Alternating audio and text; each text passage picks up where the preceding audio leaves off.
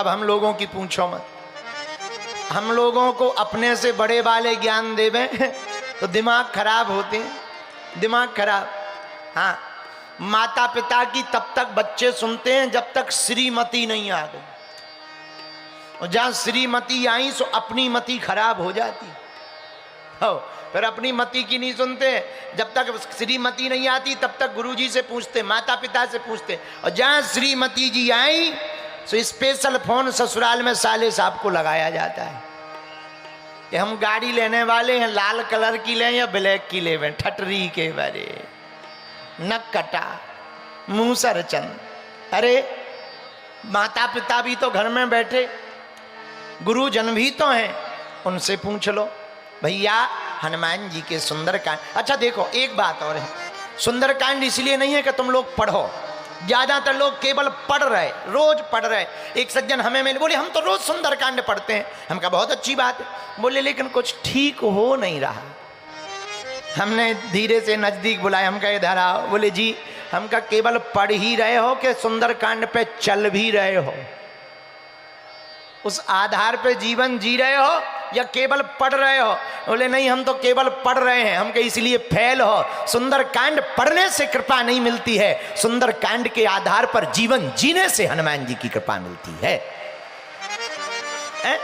इसलिए दिल्ली के पागलों, एक बात तुम नोट कर लो, हमें रटना नहीं है, हमें पढ़ना नहीं है, हमें सुंदरकांड के आधार पर जीवन को जीना है। ये जीवन जीने के लिए लिखा गया है, केवल पढ़ने भर के लिए नहीं लिखा गया। वरना पढ़ने से क्या होगा? ऐसे तो साउंड भी रोज सुंदरकांड पढ़ रहा है, लगा दो चिप, लगा दो ब्लूटूथ, लगा दो यूट्यूब चैनल, रोज साउंड पढ़ता है। पर कभी तुमने साउंड के सींग निकलते देखा या साउंड बॉक्स को स्वर्ग जाते देखा? गया क्या? नहीं। वो भी रोज पढ़ रहा है, रट रहा है, पर वो थोड़ी पढ़ रहा है, मशीन है, बजा दी बज रहा। ऐसे ही शरीर भी मशीन है, अगर केवल रट रहे तो बजते ही रहोगे, रटते ही रहोगे। हाँ, थोड़ा मोड़ा तो फल मिल जाएगा, मानसिक शांति मिल जाएगी, पर दिल्ली के पागलों, सुंदरकांड का फल प्राप्त करना है तो हमें केवल पढ़ना नहीं है, पढ़ने के साथ साथ जीवन में उतार कर सुंदरकांड पर चलना है। और चलना कैसे? पहली ही चौपाई पे चल जाओ, काम हो जाएगा। पहली चौपाई क्या? जामवंत के बचन सुहाए,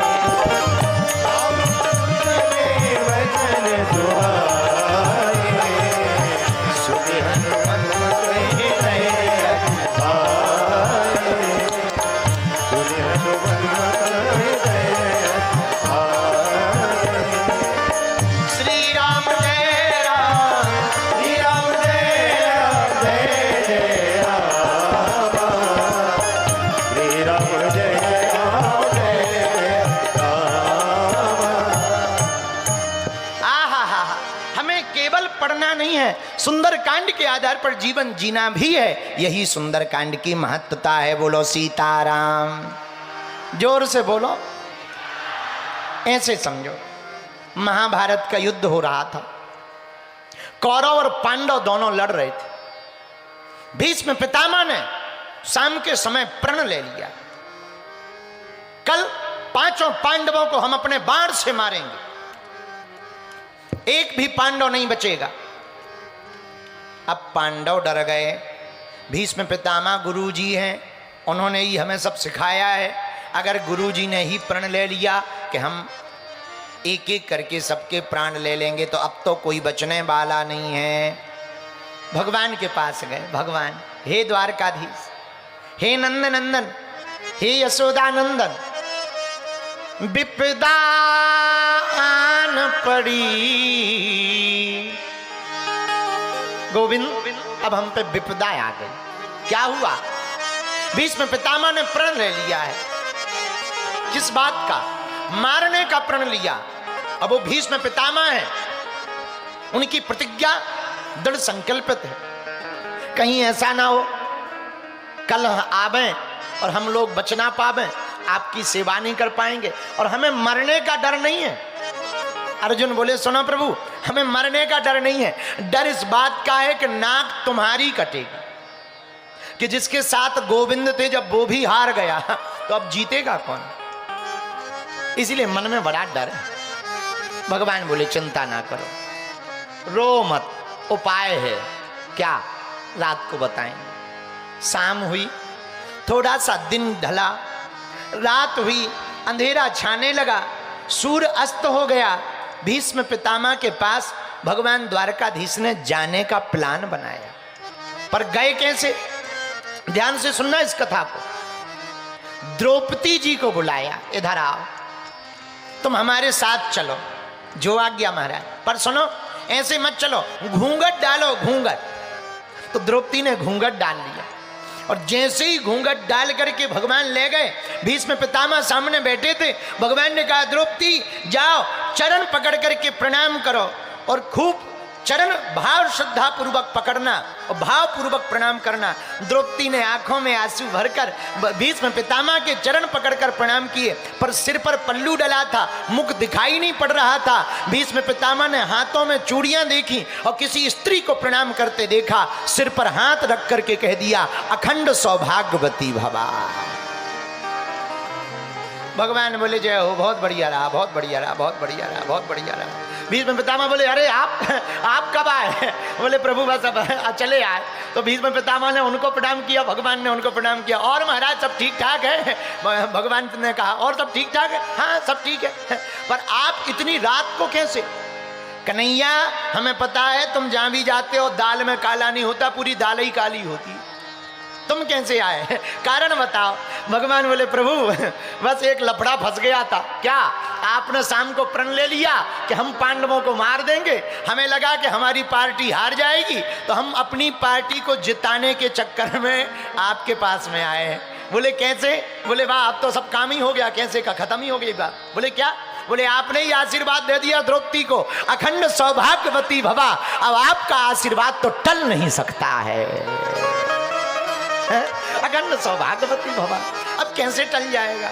भीष्म पितामह जी बोले, जय हो, जय हो, जय हो। हमें तो पहले ही पता था कि जहां तुम रहते हो वहां दाल काली नहीं, दाल में काला नहीं, पूरी दाल ही काली रहती है।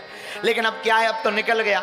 मेरे पागलों, दिल्ली के प्रियजनों, इस कथा का अर्थ हम ये बताना चाहते हैं, एक प्रणाम करने से जब पति के प्राण बच सकते हैं, तो मेरे पागलों, अपने से बड़ों को तुम प्रणाम करना प्रारंभ कर दो, तुम्हारे परिणाम भी बेहतर आने शुरू हो जाएंगे। एक प्रणाम कई परिणाम बदल सकता है, एक प्रणाम कई परिणाम बदल सकता। लेकिन कुछ चेले ऐसे होते हैं कि हनुमान जी ही बचाएं।